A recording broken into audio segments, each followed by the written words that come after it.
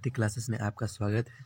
तो स्टूडेंट्स, आज हम देखेंगे कक्षा 8 हिंदी की सेट 1 मॉडल पेपर, जिससे आपको फाइनल एग्ज़ाम की तैयारी करने में काफ़ी मददगार साबित होगी। कक्षा 8 विषय हिंदी सेट 1, पूर्णांक 20 अंक है, सभी प्रश्न अनिवार्य हैं, टोटल क्वेश्चन 20 है। तो चलिए पहला क्वेश्चन से स्टार्ट करते हैं। स्वयं झरने से भी ज़्यादा खूबसूरत मालूम होता है। झरने के आगे की घाटी का दृश्य पहाड़ों के बीच एक पतली सी नदी बहती जाती है। जैसे थर्मामीटर में एक पतला पारा हो, आगे भी एक पहाड़ मालूम होता है। ज्ञात होता है पहाड़ नदी को ललकार रहा है कि यहाँ तुम किसी प्रकार पार होकर मेरे इर्द गिर्द मेरे आगे जा सको तो जानो। यहाँ पर नदी यूँ दिखाई देती है जैसे नदी के इर्द गिर्द पत्थरों का अंबार लगाकर उस पर झाड़ी उगाई गई हो। प्रकृति या परमात्मा ने अपने हाथों से सब किया होगा, अन्यथा मनुष्य जाति में इतनी सामर्थ्य कहाँ। सैकड़ों वर्षों में भी मानव के प्रयत्नों से शोभा के इस विशाल वैभव की सृष्टि कठिन है। उपयुक्त पाठ्यांश के आधार पर प्रश्न संख्या 1 से 3 तक प्रश्नों के उत्तर दिए गए विकल्पों में से चुनिए। जो ऊपर हम लोग ने अभी पढ़ा, इसी से 1 से 3 तक के सवालों का जवाब देना है। तो पहला क्वेश्चन है, झरने के आगे दिखाई देता है, क्या दिखाई देता है? ए घाटी, बी पहाड़, सी नदी या उपयुक्त सभी। तो हमें क्या क्या दिखाई देता है? झरने के आगे घाटी दिखाई देता है और पतली सी नदी बहती हुई दिखाई देती है, और हमें क्या दिखाई देता है? एक पहाड़ मालूम होता है। तो यहाँ पर घाटी पहाड़ नदी, तो इसमें इसका सही आंसर हो जाएगा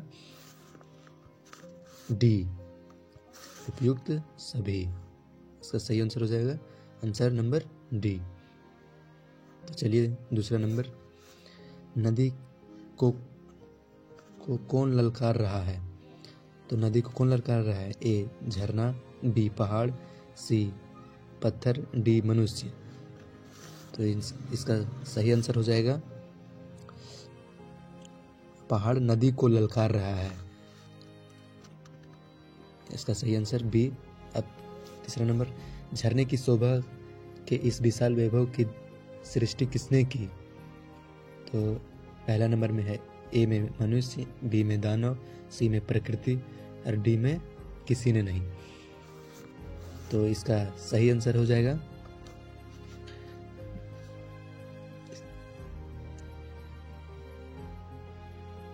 इसका सही आंसर है विशाल वैभव की सृष्टि कठिन है, प्रकृति। इसका आंसर है प्रकृति या परमात्मा ने अपने हाथों से सब किया होगा। तो इसका सही आंसर है प्रकृति, आंसर नंबर सी।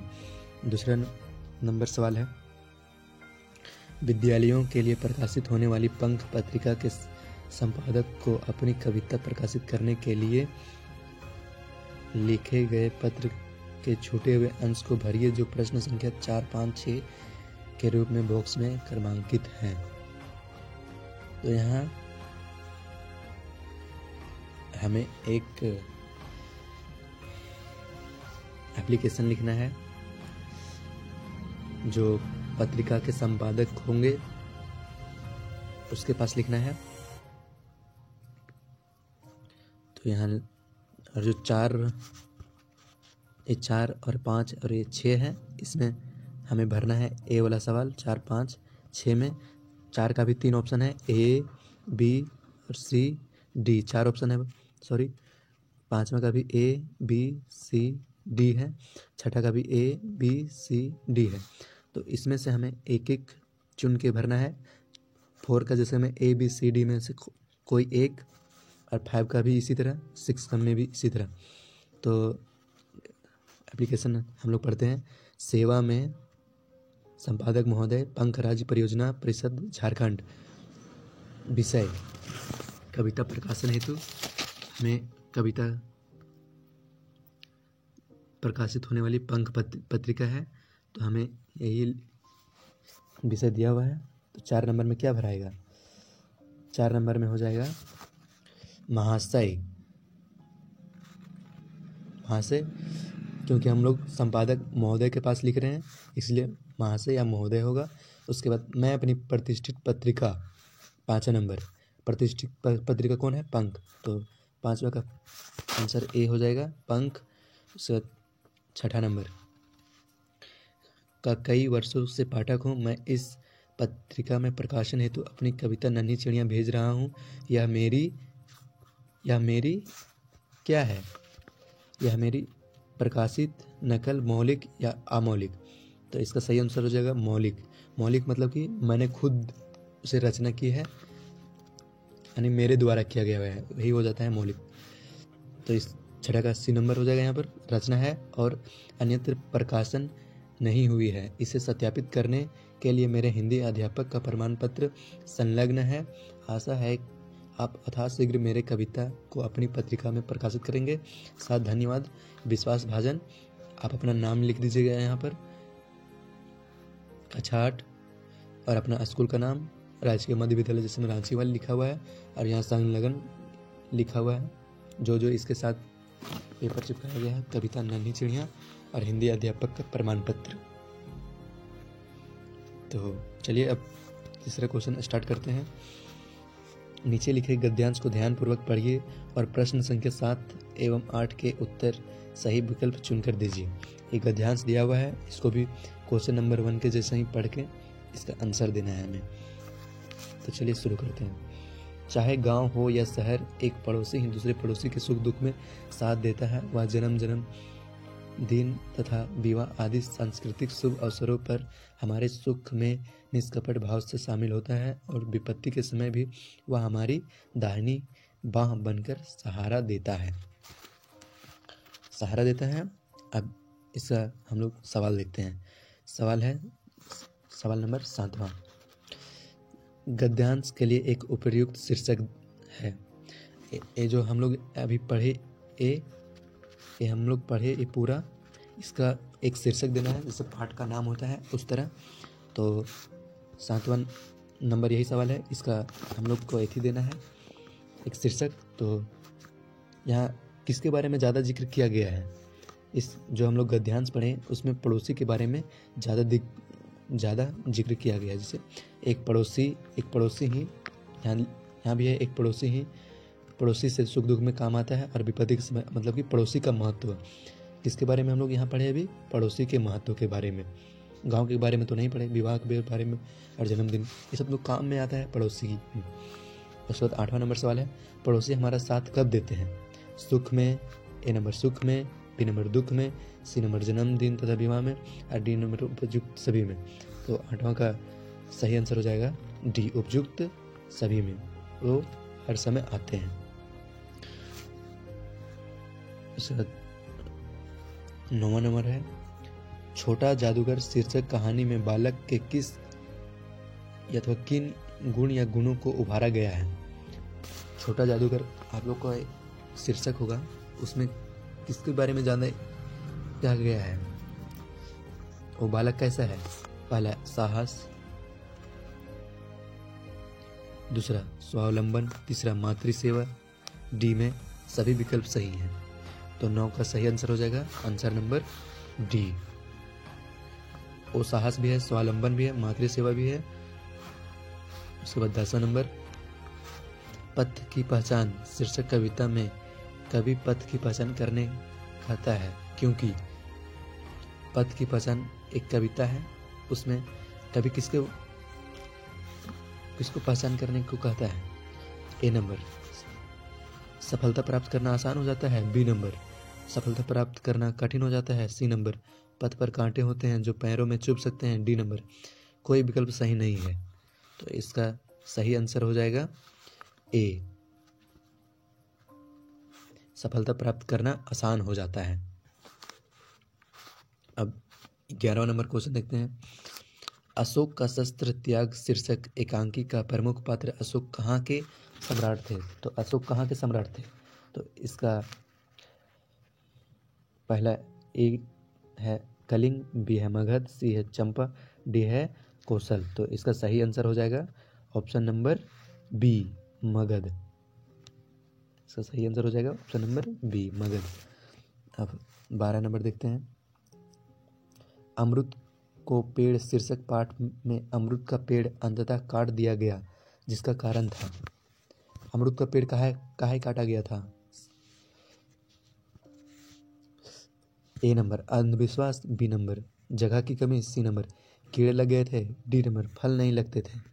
तो इसका सही आंसर हो जाएगा ऑप्शन नंबर ए, अंधविश्वास था। इसी तरह 13 नंबर का सवाल देखते हैं। राम का भरत को संदेश पाठ किस महाकाव्य का अंश है? A Ramayanam, B Mahabharat, C Ramcharitmanas, D Kavitavali. तो इसका सही आंसर हो जाएगा option number C, Ramcharitmanas. 14 number बुढ़ी पृथ्वी का दुख शीर्षक कविता में बुढ़ी पृथ्वी को किस बात का दुख है? ए नंबर प्रकृति का दोहन, बी नंबर प्रकृति का प्रदूषण, सी विकल्प ए और बी दोनों, डी विकल्प कोई नहीं। तो इसका सही आंसर हो जाएगा ऑप्शन नंबर सी, विकल्प ए और बी दोनों सही हैं, क्योंकि प्रकृति का दोहन भी हो रहा है और प्रकृति का प्रदूषण भी हो रहा है। 15 नंबर सवाल देखते हैं। अपराजिता शीर्षक पाठ में अपराजिता कौन है? अपराजिता पाठ के शीर्षक में अपराजिता कौन है? ए नंबर लेखक Shivani, B number doctor Chandra, C number Subramaniam और डी नंबर वर्गीज। तो इसका सही आंसर हो जाएगा option number B, doctor Chandra. अब 16 नंबर सवाल देखते हैं।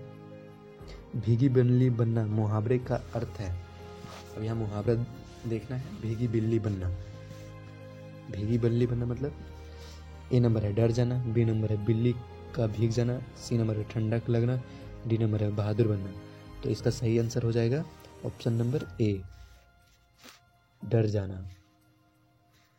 अब इसी तरह 17 नंबर देखेंगे। परोपकार का संधि विच्छेद है। परोपकार का संधि विच्छेद हमें देखना है। तो पहला नंबर है प्रा जोड़ उपकार, बी नंबर है पर जोड़ उपकार, सी नंबर है परो जोड़ पकार, डी नंबर है परोप जोड़ कार।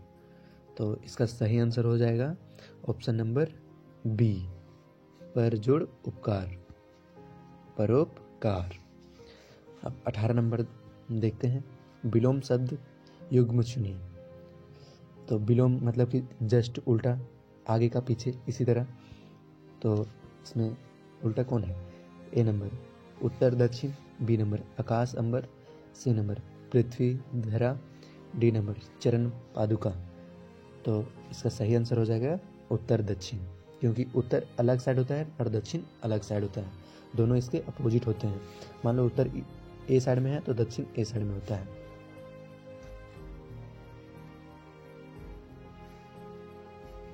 तो इसका सही आंसर हो जाएगा ए नंबर। 19 नंबर है मैं भी बहुत भयभीत था। इस वाक्य में परिविशेषण है। पर विशेषण हमें ढूंढना है, विशेषण नहीं। तो इसका सही आंसर हो जाएगा 19 का, ये है मैं, बी है भी, सी है बहुत, डी है भयभीत। तो इसका सही आंसर हो जाएगा ऑप्शन नंबर सी, बहुत। फिर 20 नंबर है सवाल। 20 शब्द का पर्यायवाची शब्द नहीं है। 20 शब्द का पर्यायवाची शब्द नहीं है। ए नंबर जहर, बी गरल, सी हलाहल, डी अमीमय। तो इसका सही आंसर हो जाएगा डी, अमी है। तो स्टूडेंट्स, अभी तक आपने इस चैनल को सब्सक्राइब नहीं किया तो सब्सक्राइब कर लें, और ऐसा ही वीडियो आपके पास लाता रहूँगा ताकि आपको एग्ज़ाम की प्रिपरेशन करने में काफ़ी मददगार साबित हो। Thank you.